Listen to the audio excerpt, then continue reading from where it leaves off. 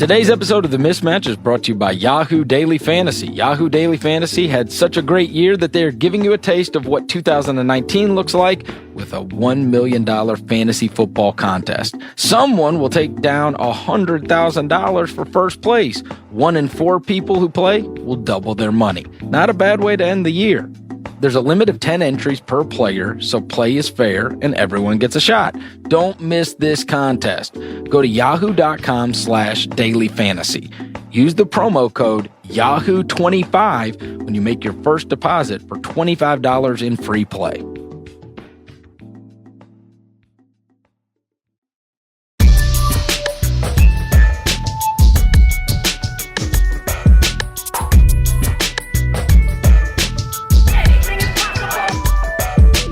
Welcome to the Ringer NBA show. This is The Mismatch. I am Chris Vernon. Joining me as he does every Tuesday from TheRinger.com is Kevin O'Connor, a.k.a. Kevin O'Bomber, a.k.a. Kevin O'Conflict, a.k.a. Kevin O'Climber, a.k.a. Kevin O'Concert. Kevin! Chris, what up? How you doing today? Everything's good. There has been quite a bit of news over the course of the last week since we have last spoken, not the least of which was something that concluded last night, kind of, with the trade that took place over the weekend. I happened to be right in the middle of this. Friday night at FedEx Forum in Memphis was honestly, I've been covering the team since they moved to Memphis, maybe the craziest night I've had at an arena. The Adrian Wojnarowski tweet drops with about, 6 minutes left in a game that is going on. And it just says that the Grizzlies are trading 2 role players, which may or may not be on the court at that exact time, and that there's going to be a 3-way deal between Washington, Phoenix, and the Grizzlies. And so, anyways, first things first, when you first saw that reported deal, what did you think? Well, I forget which one I saw first. Was it the MarShon Brooks or the Dillon Brooks one? But originally with Dillon Brooks, it was, why would Memphis be doing this? And then when it was MarShon Brooks, it was, why would Phoenix be doing this? And then obviously we were stuck in limbo for a little while before we actually realized what was going to happen. But honestly, man, like that night, Chris, I was texting with somebody and with the executive, and it's like, how does something like this happen? It was just really a state of disbelief. That's really the way I was feeling that entire night. Just, how does this happen? This is fantasy league stuff, isn't it? Maybe worse. So as I understand it, if I could try to just explain it from what I've gathered, and it's not going to make complete sense, but maybe it will at least give people some level of understanding. So the teams kind of talk throughout the day, and Washington is trying to find a third team because the Suns don't want Oubre. Okay. So they need somebody to take on Oubre. So they call the Grizzlies and they say, hey, what would you give up for Oubre? Now, that's the only part of the deal that you particularly need to worry about. You don't need to worry about what Washington is going to dole off to Phoenix. You're just saying, hey, here's what we would give up. So they start talking and they say they'd give up MarShon Brooks and they would give up Wayne Selden. And then there were a couple of second-round picks that were involved, okay? So now Washington has what they need in order to make the flip that they want with Phoenix. So in the meantime, when Washington talks to Phoenix, they say, I suppose you're going to get Brooks and Selden. Phoenix then takes that as, we're getting Dillon Brooks. Okay. Now the news leaks. Phoenix, I suppose, that's what I'd guess, gets so excited about the deal, and somebody says, hey, we're making this deal. They're excited to tell somebody news. So they say, hey, we're making this deal, and this is what we're doing. We're getting Dillon Brooks, and we're getting this, and we're getting this, and whatever. Now, in the meantime, that news comes out. That breaks in the middle of the game. Now, nothing was going to be done until after the games anyway, right? And so these 3 teams haven't even talked. They haven't been on a conference call or a text or whatever, because the only team Memphis has talked to is Washington. So now it gets lost in translation to Phoenix. The news leaks. This is when, and this is obviously 2018, this is when this becomes a massive problem, because they're under the impression that it's Dillon when it's MarShon. Okay. So the Grizzlies obviously become furious over this, but this is how you know that the Grizzlies they thought they were giving up MarShon. Chris Wallace goes and pulls MarShon Brooks and Wayne Selden aside and tells them they've been traded. Now, the story comes out and it says it's Dillon Brooks, and now you've got to just like massive damage control because now there's been this confusion. Now there's this fury that's going on, and they've got to go back and they've got to say, no, it was never Dillon, it was MarShon. But now you've got to go back and you've got to mend it with the players that you were going to deal. And so obviously they were furious about this because the news leaked out before the deal obviously was done. And there was a level of confusion that was involved in all of this. And so obviously there's blame to go around, right? Like one of the things I've said is, I don't know. If I've got a bag of $500,000 and I give it to Ernie Grunfeld and he screws it up, well, who's the idiot? Is it Ernie for screwing it up, or is it me because I gave the money to Ernie Grunfeld in the first place, right? Like, what do you expect when you're dealing with goofies, right?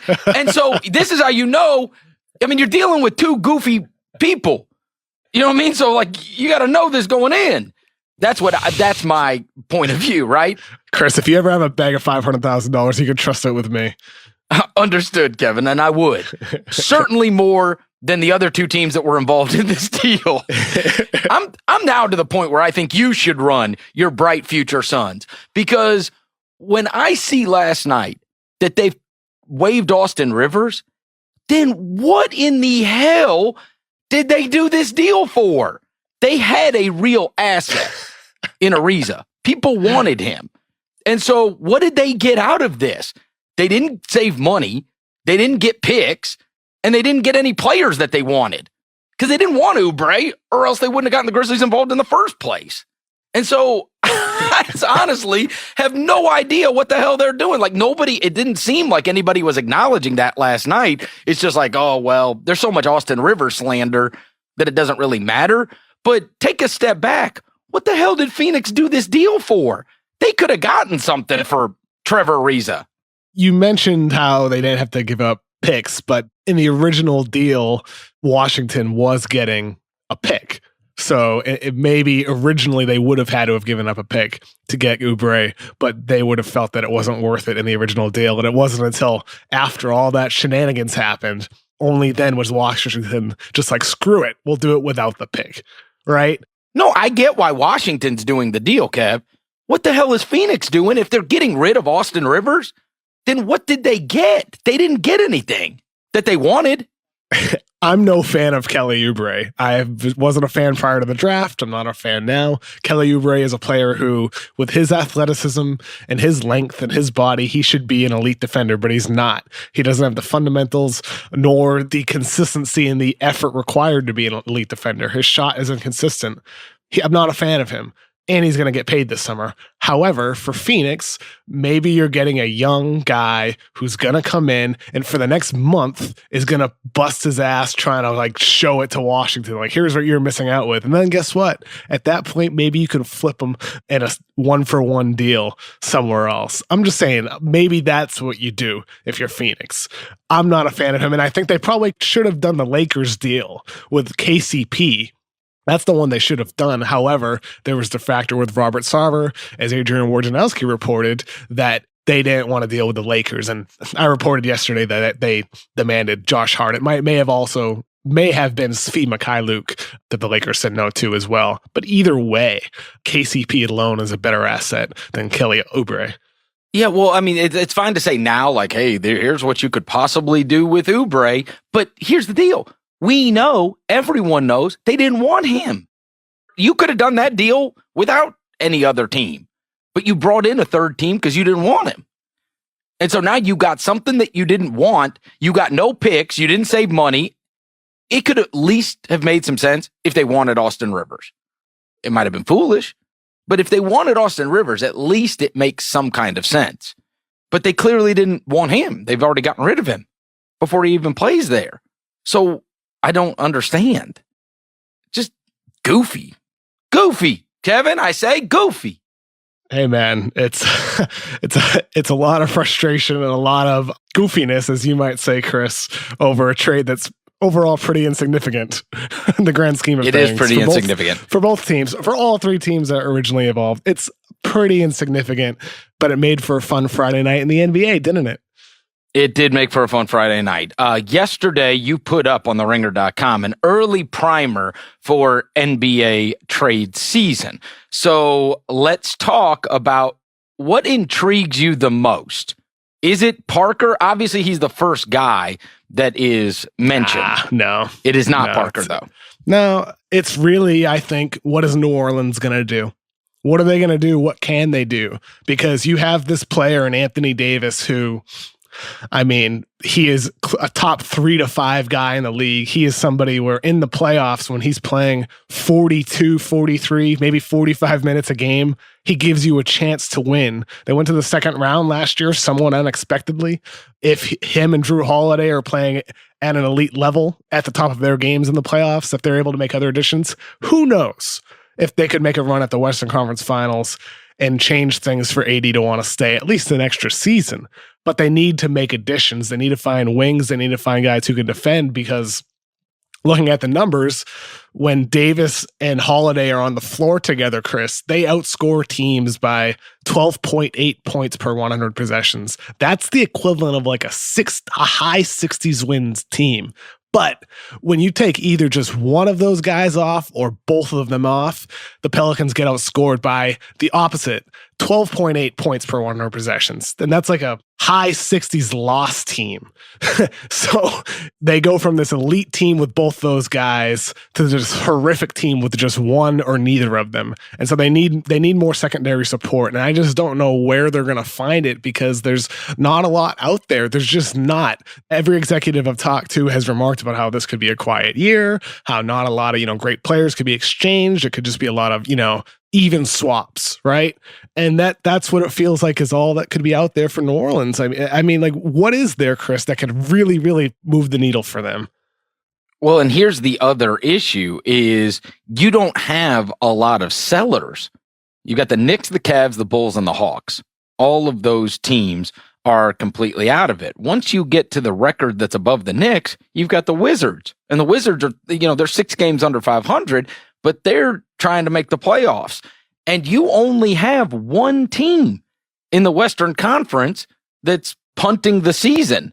You know that they're not a playoff team. Everybody else fancies themselves as a playoff team now. So who's selling off? Typically we have more teams that when you get a third of the way into the season, come to the reality that, okay, we need to start thinking about next year. But there ain't that many teams that are thinking about next year, Kevin. They're thinking about this year. And that was one of the points in the articles. It's like this market has a lot of buyers and the sellers just don't have much for sale, right? Mm-hmm. I mean, yes. What is there from Cleveland, right? J.R. Smith. Right. Come on now. New Orleans may have interest in him, and maybe JR comes back and he's rejuvenated, but he's J.R. Smith. Rodney Hood could provide a spark off the bench. Alec Burks could provide a spark off the bench, but what New Orleans needs is consistent defenders. That's what they need on that roster. Anthony Davis already provides their primary source of scoring, and I think with guys like Nikola Mirotic and Julius Randle and Drew Holiday, even Etuan Moore, his 3-point shooting this year has been terrific. He is the floater god. They have scoring on their team. They need more defense. And I'm just not sure where that is for New Orleans. And that's why, to me, Chris, like circling back to your original point, I'm most fascinated by them because they have to make a move. I'm just not sure where their answer is going to come from. And I'm going to be very interested to see if Dell Demps could come up with something very creative here to help improve their chances. Yeah, obviously there's some veterans there on that Cleveland roster, like they moved Korver already. And so maybe you could get somebody off of that. You talked about Love, which it doesn't seem like they're very interested in moving him, though he would move the needle more than anybody else. Yeah. I don't think Love gets moved for what it's worth. Yeah. Some of these teams with young players, I'd like to have Bobby Portis on a team as a playoff team. If you could try to, wrangle him away from the Bulls, they got to clean up the roster there in Phoenix. They got so many of these wings. So could you get one of those young guys at a reasonable deal, like a Jackson or like a Bridges or like a TJ Warren? Or are they going to just stick with all of those guys and build with them in mind? I don't know. I mean, but there's not that much. You're right. I mean, in terms of a guy that I think I could poach off of one of those teams without giving up a ton that could really help me in a playoff run. And then when you get to playoff basketball. Yeah, I just don't know what's out there. For New Orleans, I don't know what's out there. And yet you look at a team like the Kings, another interesting team. They're the only team with cap space right now. They have about $11 million in space. They have about $40 million in expiring contracts, including Zach Randolph, your old friend, at $12 million. They're a team where they can do either or. They can either try to use those pieces to add a player, go for somebody like Otto Porter, or they can be somebody who takes on contracts. They can take on like a Courtney Lee from the Knicks, or they can take on a Solomon Hill from New Orleans, or whatever. Anybody that's looking to dump salary. They're like in an inverse position where they have a lot of options. New Orleans doesn't have many. Zebo's an interesting one. Obviously, listen, he hasn't been around the team. He's been in Memphis for a good portion of the season. And he's not in bad shape. I mean, I just saw him about a week and a half ago. He could help somebody. There's no doubt in my mind. And he is a totally forgotten player. I mean, in terms of coming off the bench, murdering backup fours, and just getting you, points and rebounds when you need it, Zebo could help somebody. There's no doubt in my mind. But he's just a forgotten player. And obviously, Sacramento's been very good. Jaeger's got to be in the Coach of the Year conversation. And I know they got slaughtered last night by Minnesota, but to have their record at this point, they are right there in the playoff race, and they're 16-14 through 30 games. And I do want to talk about this.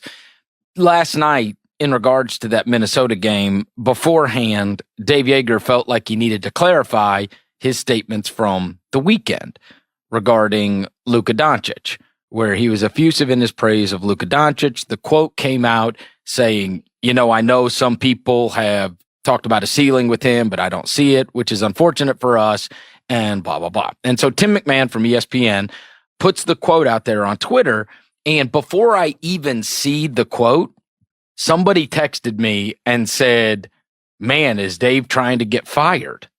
And I was like, what?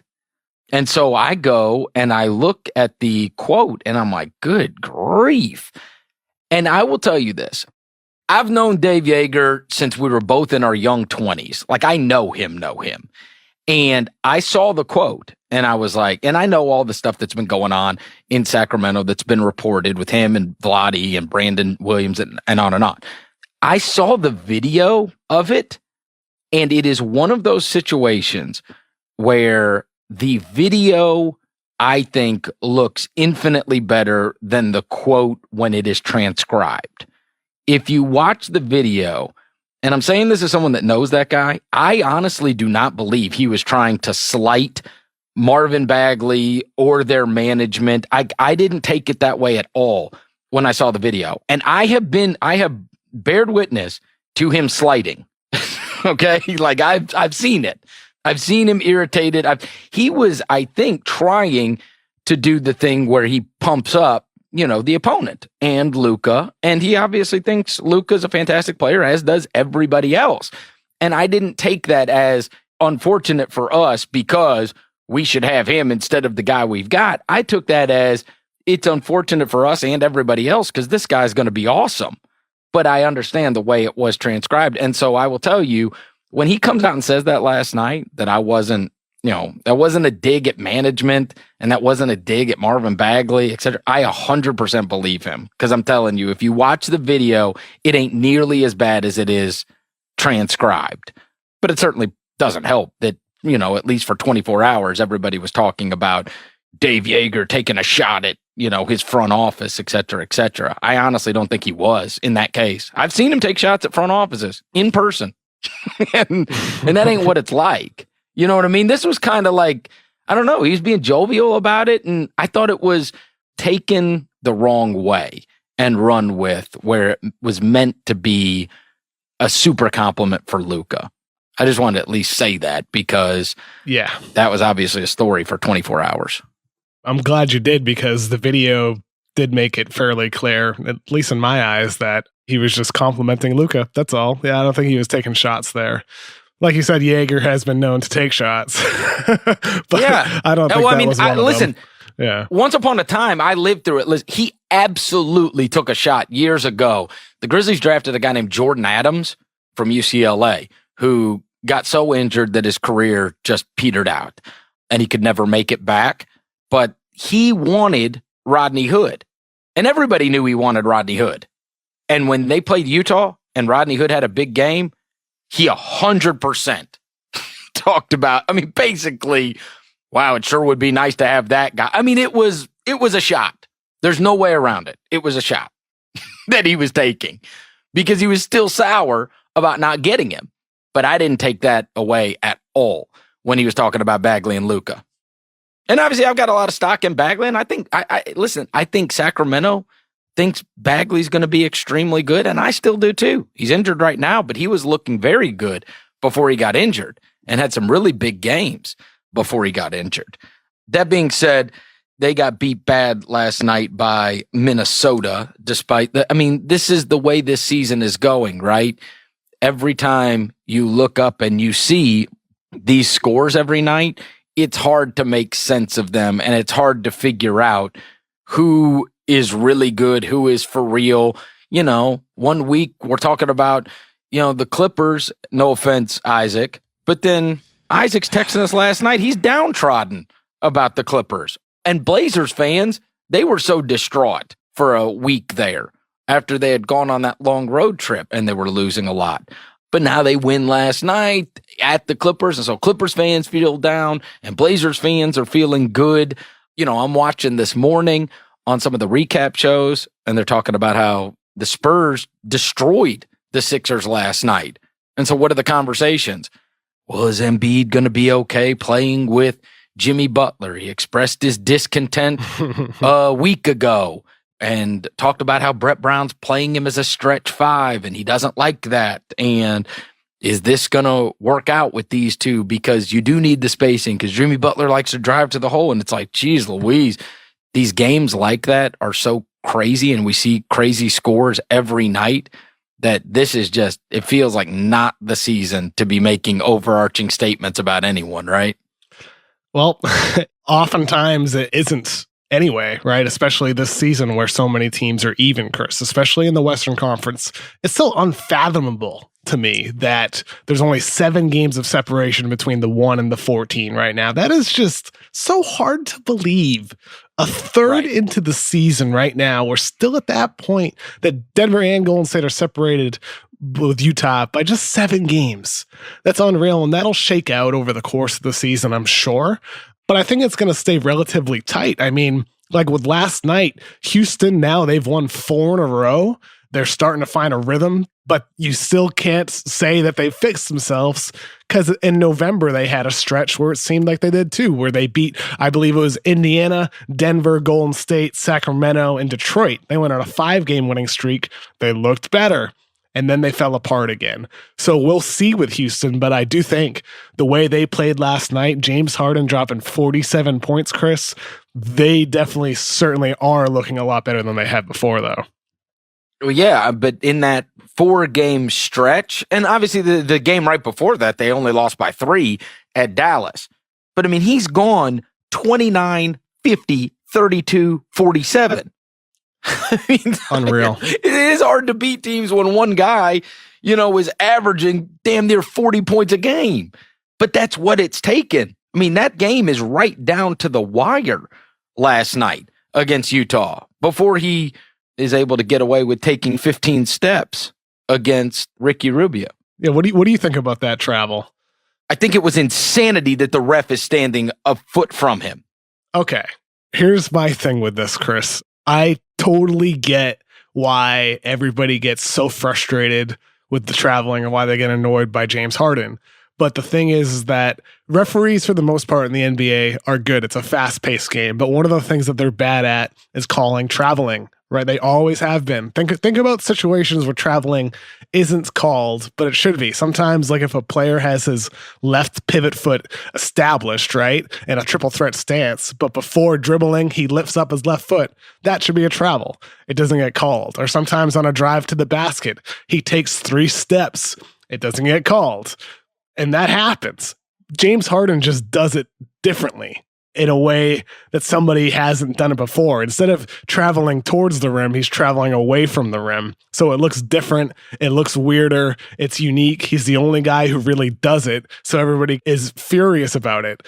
But watching that play live and full speed, it looks so fluid and so smooth that the referee has a hard time seeing it in the same way that it's hard to see if a guy's in a triple threat or is driving to the rim. Harden has just mastered it, that it's so hard to see and so hard for a referee to call that, honestly, man, like, yeah, it's a travel, and yes, it should have been. 100% was a travel last night. But dude, like, his footwork is extraordinary. And not only that, but like his athleticism, his agility. I mean, like, dude, to be able to shoot the ball the way he steps back, it's amazing. I mean, it's clear that he practices those moves. It's like a ballet dancer. I'm blown away by it in a way. And I wonder if more people start looking at it like that, if other players start doing it, if it's not just James Harden. Do you feel me on that? Or am I just defending somebody that everybody hates? You're defending someone that everybody hates. There is nothing less enjoyable to me than watching him foul hunt for an entire game. It is like the goal. I mean, there were times between him and Paul where you watch them play, and the goal is to draw a foul rather than make a basket half the time, which drives me insane. Now, here's what I will tell you, and this will be a little bit of an excuse for the referee. What I would tell you is the reason that that's not called last night is because when you have established yourself as possibly the greatest foul hunter of all time, all these referees do is look for the slightest touch on your arm. That's what they're looking for. And so they're not paying attention to the guy's feet. They're looking to see, they know what he's doing. He's going to take the step back and he's either going to pump, he's going to try to get you in the air, or he's going to try to get you to have a finger, graze against his elbow so he can act like he was shot. And so the refs are keenly aware of this all the time. So they're looking at his upper body and they're looking at his arms and they're not paying attention to the fact that he's shuffling around, a ballet dancer. Get the hell out of here. The guy's just walking around. No, just hopping with the ball. No, put the ball on the ground. Be serious. Hey, listen, I tell you this. I go to games with a bunch of, I watch, 6-year-old basketball, and that's what 6-year-olds do. No, they don't put the ball on the ground, man. They just run with the ball like it's football. Okay, let's forget about that travel play last night. Let's just forget about that one and think about the one that happened after that. The next play, the dagger. That to me is what captures the essence of James Harden. That play was just extraordinary. The herky-jerky movement, the shoulder shimmy, just the mere movement of his shoulders threw Ricky Rubio back, thinking it was going to be a drive. And that opened up the room for the fair step back 3 that he drained. There are so few players like James Harden. I mean, he's one of the greatest scorers ever, Chris. He has proven from a biomechanical perspective, he is an outlier with the data that P3 has shown. From a footwork perspective, he is a technician, man. Like the spinning and the twirling, the way he balances himself midair to shoot a basketball. Put it this way, if basketball points were scored like it's ice skating or boxing, right? I think James Harden would have maybe the highest degree of difficulty on a lot of the shots that he's taken because so much is off the dribble. I get annoyed that so much of the focus is put on his drawing fouls when he's, to me, one of the more creative, unique scorers that we've seen. I think part of his drawing fouls makes him different. And I like that about him. I just love the way he moves with the ball. He's so quick, so strong. He manipulates defenders with precise improvisation, man. I think Harden's a brilliant player who's just a little bit annoying sometimes, but he's brilliant. I enjoy watching him, Chris. You're talking to the wrong guy. Because, by the way, I can't just forget about the travel. That's why we're the mismatch, Chris. That's why we're the mismatch. Well, I can't forget about the travel. It's a 3-point game when he gets that call. It's a 3-point game. I mean, every win in this Western Conference playoff race is going to matter. But are we spending 5 minutes arguing about LeBron James when he picks up his left foot when he drives to the rim? No, we're not. That's normal because we're used to that. But a travel's a travel. LeBron James is trying to score. Yeah, so is that Harden offense. Yeah, James Harden's trying to get to the free throw line. When he travels. Listen, you're talking to the wrong guy on this because, listen, once upon a time, I watched the game. You can go look this up. James Harden scored 27 points in a game that I watched and made 2 field goals. No one will ever do that in the history of the NBA. That happened. Great. 2 made Nothing field goals and scored 27 points. It's an outrage. It's an outrage. No. And now that's what referees look at. They just look to see if he's going to get fouled. You know, that's what they know he's playing for. And when it's a 3-point game last night and the guy can get away with 5 steps, come on. It wasn't 5 steps. It was 3 steps. It was 5 steps. It was 5 steps. It was 3 steps. That's what he did. It was 3 steps. It was 3 steps. Go look at the damn headlines right now. The headlines are wrong. It was 3 steps. Will you please just pull up like ESPN.com and go to the NBA page? Yeah. And it says literally Harden gets away with 5 steps. I mean, yeah, it was 3 steps though. Okay, great. I can't believe we're going back and forth like children. It was 5 steps. It was 3 steps. You got a Harden jersey on. No. I just wish James Harden's scoring were appreciated. That's all. All right, Kev, we'll get right back to it. I do want to remind everybody, today's episode of The Mismatch is brought to you by ZipRecruiter. Hiring can be pretty time-consuming. You post a job to several online job boards only to get tons of the wrong resumes. Then you have to sort through all of those resumes just to find a few people with the right skills and experience. Those job sites that overwhelm you with the wrong resumes, they're not smart. That's why you should do the smart thing and go to ZipRecruiter.com/RingerNBA. Unlike other job sites, ZipRecruiter finds qualified candidates for you. Its powerful matching technology scans thousands of resumes to identify people with the right skills, education, and experience, and actively invites them to apply for your job. So you get qualified candidates fast. It's no wonder ZipRecruiter is rated #1 by employers in the U.S. This rating comes from hiring sites on Trustpilot with over 1,000 reviews. And right now, our listeners can try ZipRecruiter for free at this exclusive web address, ZipRecruiter.com/RingerNBA. If you love this show, show your support to it and ZipRecruiter by going to ZipRecruiter.com/RingerNBA. That's ZipRecruiter.com/RingerNBA. ZipRecruiter, the smartest way to hire. Today's episode also brought to you by Zoom. Video conferencing has changed the way we do business. Fewer long-distance trips and more FaceTime at the click of a mouse. And in 2018, the clear winner is Zoom. Zoom delivers flawless video, pin-drop clear audio, and instant sharing across any device. Desktop, laptop, tablet, or mobile. Share anything with anyone. A Word file, a spreadsheet, a presentation deck. Zoom is everything you always wanted video communication to be, with some amazing features you didn't think of, but you'll wonder how you lived without them. We here at The Ringer use Zoom for our meetings every day to connect with the Ringer headquarters in Los Angeles to the East Coast Bureau in New York and all the staffers in between. Visit zoom.us to set up your free account today. That's zoom.us. Meet happy with Zoom Video Communications.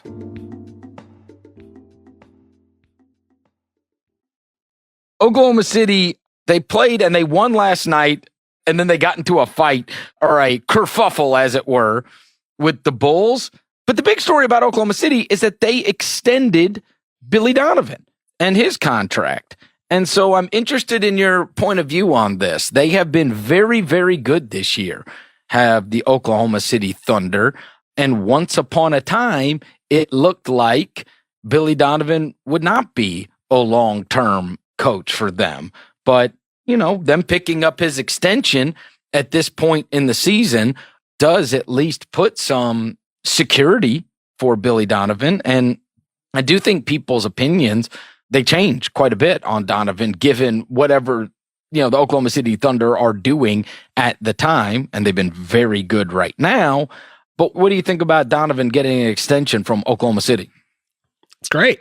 I think Billy Donovan's a good coach. And I think we're starting to see that this season more than ever. And part of it is Westbrook has tweaked his play a little bit. For years, you and I have talked about it. I've written about it on The Ringer about, I think one of the first things I wrote on The Ringer, Russell Westbrook roadmap, about how I love to see him play more off ball. And that's happened a little bit more this season, which is nice. And I think part of that has allowed Billy Donovan to coach his offense a little bit more. But also, I think, forget about offense for a minute now. This defense is kick ass, right? The Thunder have an unbelievable team defense. And a lot of that has to do to the front office with the guys that they're bringing in. A lot of smart defensive players who play hard, who are willing to play hard. But it also has to do with Billy Donovan and his coaching staff, putting those guys within a system in the right situations with the right game plans on a game-to-game basis. And I think he has right to be rewarded. I think it's great for the Oklahoma City Thunder. If for no other reason, we were talking about how it's so hard to know, given week to week, if a team loses 3 in a row, it's like, what's wrong with them? And if a team wins 3 in a row, it's like, hey, watch out for them. They are one of the very few teams that I am 100% confident in. Like, I do think they're a very good team. I do believe in that defense, especially when they're throwing. Westbrook always plays hard. And you've got Steven Adams as a back line, and Paul George can be a fantastic perimeter defender when called upon. And like you mentioned, they've kind of put together a roster where some of their young guys have clearly gotten better. But I'm sure of them. Like, I think Oklahoma City, they are one that I would tell you they are 100% going to be a playoff team.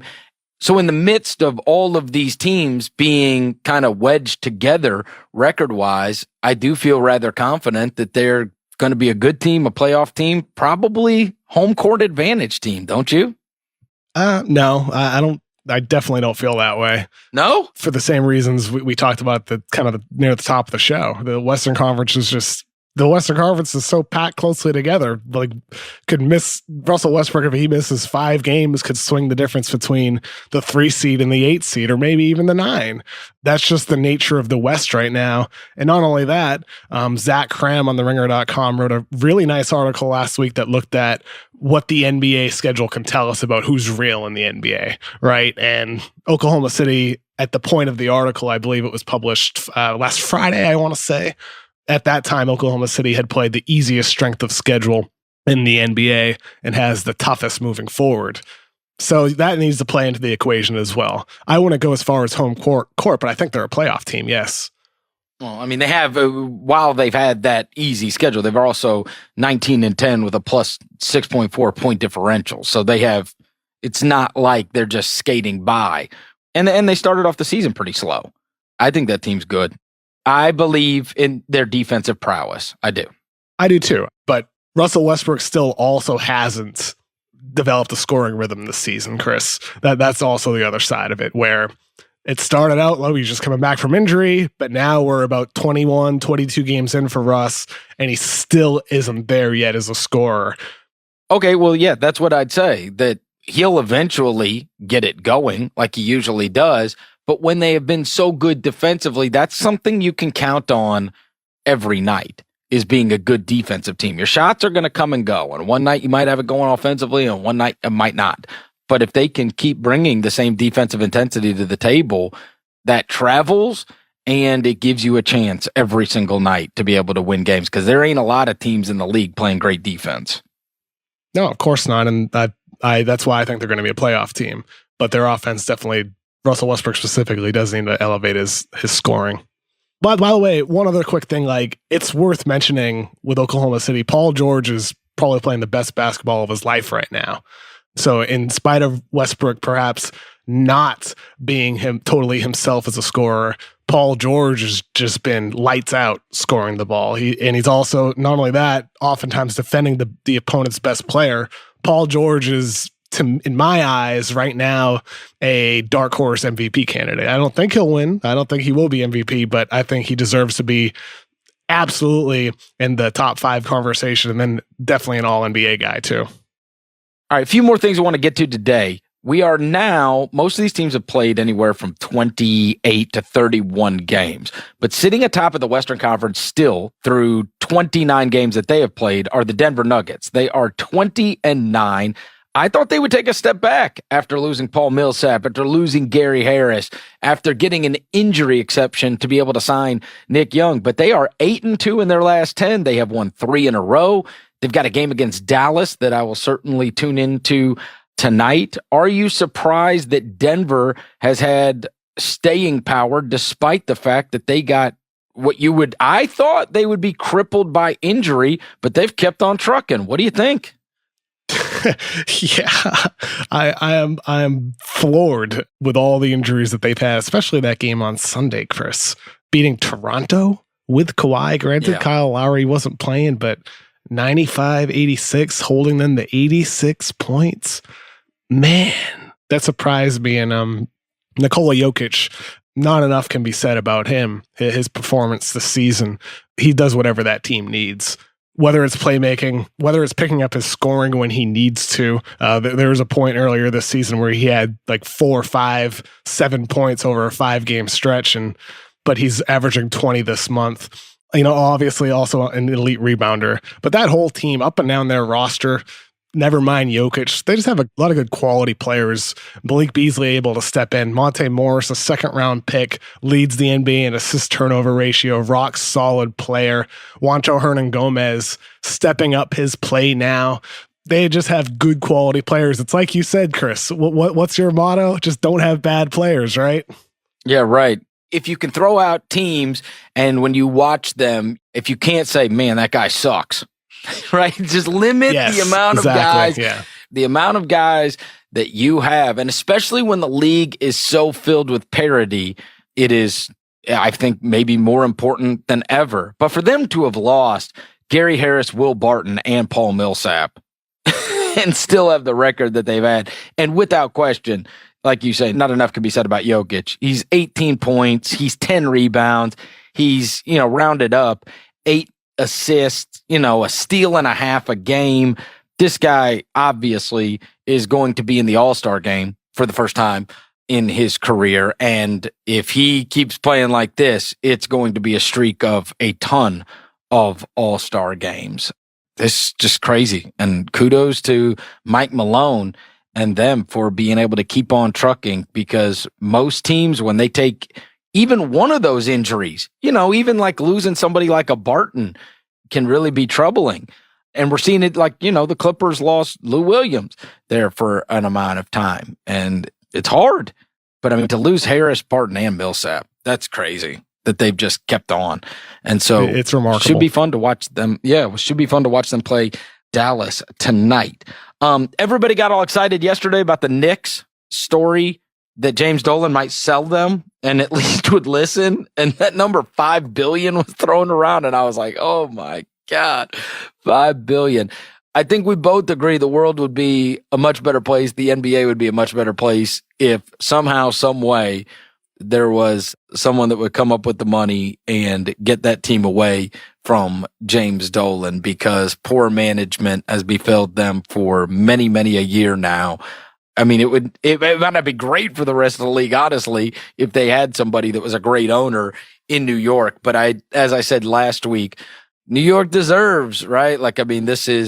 They've paid quite the price for their fandom by being owned by James Dolan. So at least a little bit of adrenaline shot into many a Knicks fan yesterday when the idea was even floated that he might come off of that team, right?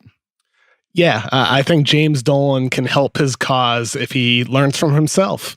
And he runs the Knicks the same way he runs the New York Rangers. Just don't do anything except open up your checkbooks, because he's already proven that he's willing to pay. That's one good thing about James Dolan. Yep. Unlike all owners, he's willing to pay. And that's something some fan bases are never going to have. They're just never going to have a team or an owner that's willing to pay the luxury tax. James Dolan is. That's a good thing. But now he just needs to learn from himself and just step back. Don't say anything. Don't do anything. Don't try to change and muddle with what the front office is doing. And then maybe things will be good. Last thing, because this may be the only opportunity that you get, and certainly I will not even get to talk to you until after Christmas time. Kevin, they are 7-24, but your beloved bright future Suns have rattled off 3 monster wins in a row. It may be the only opportunity you get the entire season to brag and talk up your bright future Suns. The floor is yours. You know, Chris, I feel like this is at the end of Around the Horn, where when when you get an opportunity just to say whatever you want to say. I would never pass up an opportunity to talk up the bright future Suns. I've been on that bandwagon for over 2 seasons now, and whether they're winning or losing games, I'm always going to feel like this team has a bright future, because when you look at Devin Booker, at only 22 years old, when you look at how far he's come since Kentucky, Chris, the playmaking improvements, changing pace in the pick and roll, scoring from all levels of the floor, he's amazing. DeAndre Ayton, his scoring efficiency is tremendous. He's gotten better every month on defense. He still has major flaws, still falls asleep sometimes.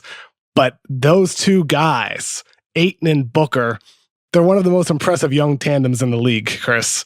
And with those 2 guys, now it's just about finding the right surrounding pieces. And they have some good ones in Mikal Bridges, TJ Warren, DeAnthony Melton. Already, man, they're making progress. The bright future Suns, they're coming. That was beautiful. They suck. Cap space, assets coming up. More to come, Chris. Eternal yes. Cap space and eternal losing. Cap space, yes. Every year. Eternal cap space. They're the only ones. Until they give it to Chandler Parsons like the Memphis Grizzlies. Oh, yeah. Hey, listen, I know this. The Grizzlies have 16 wins. The Suns have 7. And you guys have Jaren Jackson, another great young rookie. We do have Jaren Jackson and Javon Carter. Yeah. Javon Carter. Ooh, boy, he's fun. All right. We are a week away from Christmas, Kevin. Did you ask for anything for Christmas? Nope. Nothing. You didn't ask for one thing. Somebody didn't reach out to you and say, hey, Kevin, what do you want for Christmas? Your parents didn't say, hey, what should we get you for Christmas? I don't know what I want. There's nothing really. I mean, specifically, clothes would be great. Like new underwear, new socks, nothing special. New underwear and new socks. Yeah, like some shirts could be cool, or but nothing extraordinary. Why? How about you? Do you have anything cool in mind? No, I owe a rangefinder, like like one of those golf rangefinders. Because I had the midlife crisis led me to joining a golf course last year. So now, once I can't do anything else, I did like every other old guy and just decided, all right, I'm going to try to get awesome at golf. And so I needed a rangefinder so I can see exactly how far the pin is, even though I have golf place you like? Top Golf.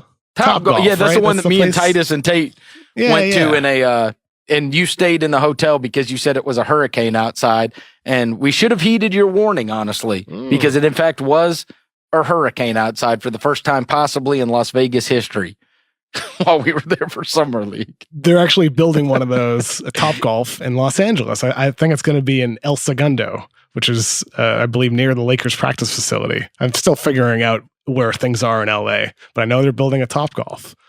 The Lakers moved their practice facility, I believe, from El Segundo, but I have been to their old practice facility, which is actually rather spectacular. It's actually one of the few places I've been because I went and watched their G League team play at the time.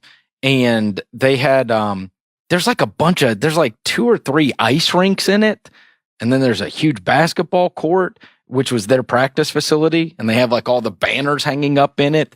Well, I thought they had moved, but I guess they've just moved to a new place. Isaac tells me that they are now still in El Segundo, but in a different facility than the one I saw with all the ice rinks and everything, which was rather cool. And I left my wallet there in El Segundo, which I'm very proud to get this in because you have made a million music references over the course of the last few years that we've been doing this together, of which I have not caught. And then people on Twitter bring it up to me and I'm like, oh, I didn't even know he was making a music reference. But there, because of my age versus the age of both you and Isaac, I am able to say I left my wallet in El Segundo, and you have no idea what I am talking about. Yeah, it's a Tribe Called Quest. I'm not a dummy, Chris. And I know that you are very familiar with the Tribe Called Quest catalog. That's going to do it for today. Kevin, I hope you have an unbelievable Christmas. I mean that. And I will talk to you right after all those Christmas Day games. You too, Chris. I'm looking forward to it. December 26th. That's our next show. Looking forward to it. It's our next show. Thanks to everybody out there that is listening. Hope everybody has an unbelievable holiday season. If you get a chance, head over to iTunes and give us a rating and review. 5 stars, 5 stars. It really helps. And we will talk to you next week.